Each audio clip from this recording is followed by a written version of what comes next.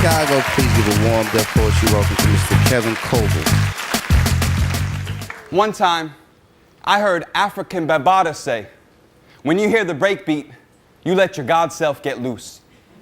Now, all my life, I've been a Jewish neurotic, constantly looking over my shoulder to see if the neighbor is going to turn Cossacks or Moors or informants in the McCarthy scare.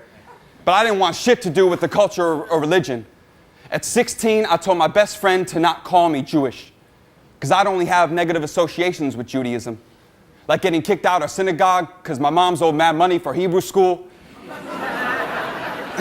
and all these sons of lawyers driving around in Holocaust death camp machines, all classist, thinking they slick because they could afford the new Jordans. Well, I got to work at a hot dog stand to save up for the Payless generic brand.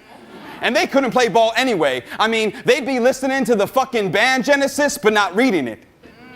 I get an earful in Sunday school about justice and our history to see the so-called elders whose community I was going to join up at my bar mitzvah being traders and corporate bankers, protecting the economic interests of the ruling class who let us hang out a minute ago for the first time in like 2,000 years.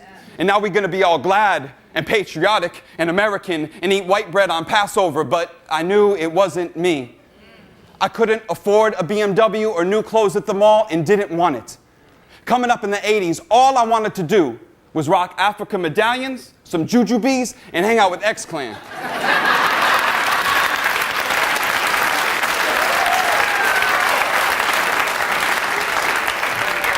But I felt like nobody was going to understand where I was coming from.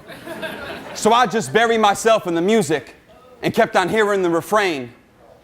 It ain't where you're from, it's where you're at. Hip-hop asks one eternal question. What do you represent?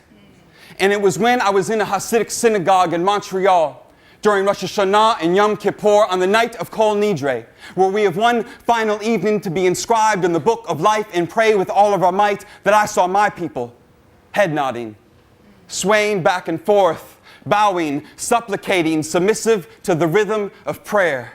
That night in synagogue, I davened with the energy and ecstasy of a b-boy in battle.